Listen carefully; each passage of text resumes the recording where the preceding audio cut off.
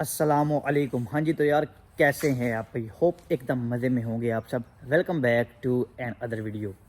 अच्छा यार, आज की वीडियो बनानी है इमिग्रेशन क्वेश्चनिंग के ऊपर कि एयरपोर्ट पर जब आप आते हैं, अपने कंट्री से आप आते हैं, उधर से आपके क्या क्वेश्चन होते हैं, जो इमिग्रेशन वाले हैं आपको क्या क्वेश्चन करते हैं। इसके बाद जब आपका स्टे जिधर होता है, जिस कंट्री में आपने रुकना होता है, उसके बाद आपने नेक्स्ट फ्लाइट लेनी होती है यूके के लिए, उधर आपके साथ कौन सी क्वेश्चनिंग होती है। इसके बाद जब आप मेन यूके के अंदर आ जाते हैं, जिस भी एयरपोर्ट पे आप आते हैं, चाहे वो लंदन हो, मैनचेस्टर हो, बर्मिंघम हो, या जिधर भी हो आप आते हैं, तो इधर आपके साथ कौन कौन से क्वेश्चन होते हैं। तो आज आप डिस्कशन करेंगे मेरे साथ, जब मैं आपके साथ डिस्कशन करूंगा इस चीज़ के ऊपर कि कौन कौन से सवाल आपके साथ होने वाले हैं। तो सबसे पहली बात, ये गलती कभी नहीं करनी एयरपोर्ट के ऊपर, ज़्यादा ओवर स्मार्ट नहीं बनना इनके साथ। मतलब जो आपके साथ क्वेश्चनिंग कर रहे होंगे, जो आपके साथ एयरपोर्ट पे इमिग्रेशन ऑफिसर होंगे, उनके साथ ज़्यादा स्मार्ट बनने की कोशिश कभी भी नहीं करनी। ये बहुत सियाने लोग हैं, इनको सारा कुछ पता होता है, इनकी डेली डीलिंग्स होती हैं हर किस्म के बंदे के साथ। पूरी दुनिया के लोग इनके सामने आते हैं, इनको एक एक चीज़ का पता होता है। तो अगर ये चीज़ किसी चीज़ के बारे में पूछ रहे हैं आपसे, तो स्ट्रेट फॉरवर्ड बताएं। कोई भी चीज़ हैंगा पैंगी जिसको कहते हैं, ये करने की आपने कोशिश बिल्कुल भी नहीं करनी।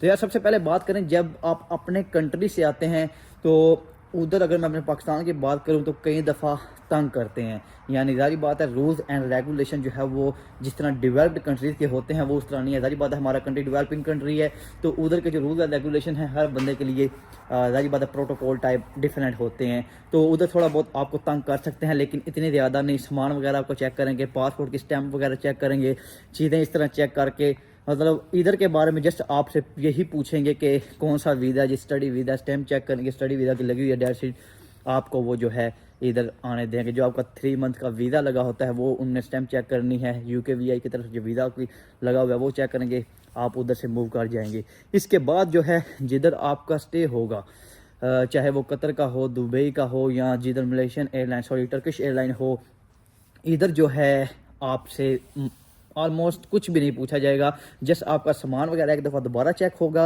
जितनी देर का भी आपका स्टे होगा, पहले आप घूमते फिरते रहेंगे अगर स्टे ज़्यादा है। मैं अगर अपनी बात करूँ, मेरा स्टे जो था वो जस्ट 2 आवर्स का था, तो मैं तो एक एयरपोर्ट से यानी एक प्लेन से निकल के वैसे ही दूसरे प्लेन तक जाते जाते सारा कुछ इमिग्रेशन क्लियर करते करते 2 घंटे का टाइम गुजर गया था। तब कुछ भी कोचिंग उन्होंने नहीं थी कि जस्ट सामान वगैरह चेक किया था। तो आपके साथ भी यही कुछ होगा, कुछ भी वो ज़्यादा नहीं पूछेंगे।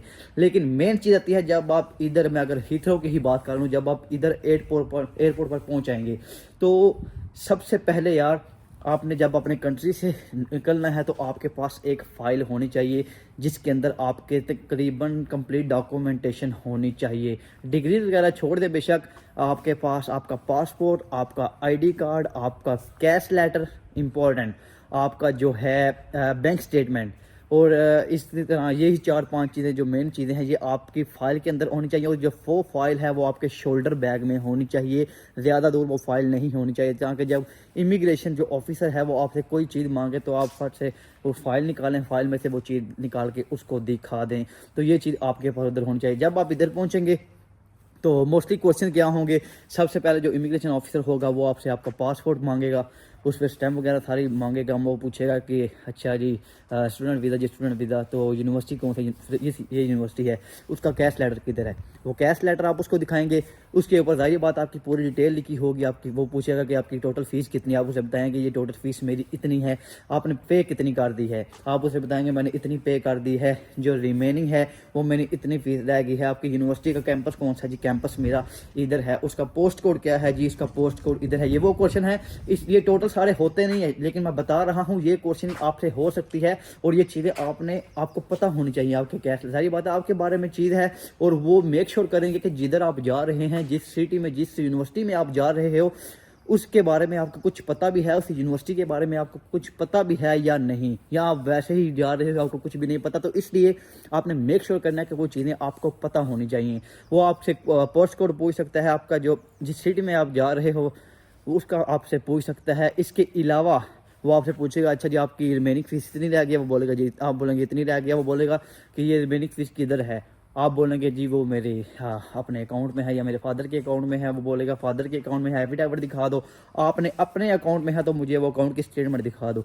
आप उसे अकाउंट की स्टेटमेंट दिखाएंगे तो वो बोलेगा कि आप मंगवा सकते हो, तो आप उसे बोलेंगे जी बिल्कुल मैं जब उधर जाऊँगा, मेरे पास 2-3 मंथ का टाइम है मेरी नेक्स्ट जो है इंस्टॉलमेंट में, तो मैं ये अपना प्रोसेस इसके दौरान कंप्लीट कर सकता हूँ, मैं मंगवा सकता हूँ, ये मेरे अंडर ही है मेरा अकाउंट, मैं अपने पैसे इधर मंगवा सकता हूँ। वो बोलेगा अच्छा जी ठीक है। तो अगर तो आपका कोई सिटी चेंज है, मतलब आप बर्मिंघम में आपने जाना है तो आप लंदन में उतर रहे हो, तो आपसे पूछेगा कि आपने बर्मिंघम एयरपोर्ट चूज़ क्यों नहीं किया। तो उसे बोलें कि भाई मैंने एज़ अर्ली एज पॉसिबल इधर मूव करना था और मुझे उसकी कोई फ़्लाइट नहीं थी मिल रही, तो मुझे यही बेस्ट ऑप्शन लगा, तो मैंने यही फ़्लाइट चूज़ कर ली है। वो फ़्लाइट मुझे ज़रा लेट मिल रही थी। आप उसको इस तरह बता सकते हैं। वो आपके क्लासेस के बारे में पूछ सकता है कि आपकी क्लासेस जो हैं वो कब से स्टार्ट हो रही हैं। प्लेन गुजर रही है साथ, एयरपोर्ट की बात हो रही है, तो एयरपोर्ट इधर से तकरीबन थोड़ा ही दूर है, ज़्यादा दूर नहीं है। तो ये प्लेन जो है ये ऊपर से मैं अगर आपको दिखा भी दूँ, ये चेक करें,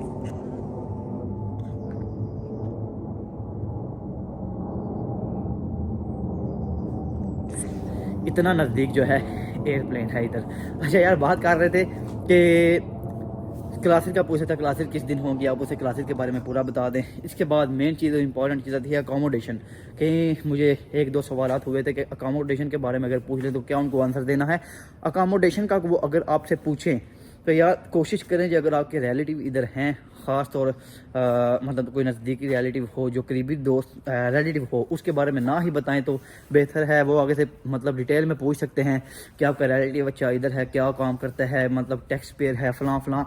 तो कोशिश करें कि अगर तो आपने अकोमोडेशन कोई ऑनलाइन बुक की है तो सारी बात है उसका आपके पास प्रूफ होगा, वो उसको प्रूफ आप शो करवा सकते हैं, ये मैंने ऑनलाइन अकोमोडेशन अपनी बुक की है तो मैंने इधर जाना है।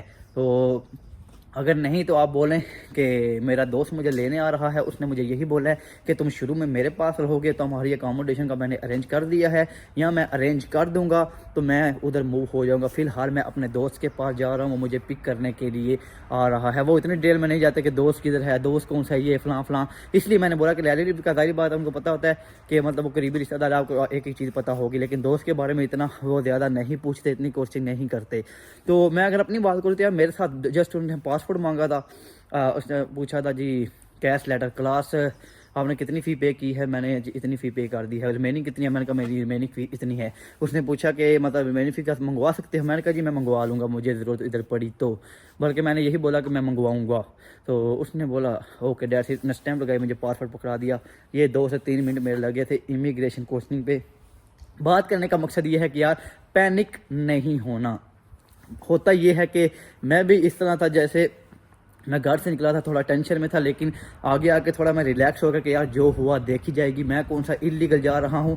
आप लीगल तरीके से आ रहे हो, आपको कोई कुछ भी नहीं कर सकता। उन्होंने अपनी फॉर्मेलिटी पूरी करनी है, आपको कोई बंदा वापस नहीं भेज सकता अगर आपकी एक चीज़ लीगल है। लेकिन अगर आप इलीगल कोई भी काम कर रहे हो, जाहिर बात है भाई आपको टेंशन लेनी पड़ेगी, और टेंशन बनती भी है, और बहुत कम चांसेस हैं कि आप इलीगल आ रहे हो और आप बच के निकल आओगे।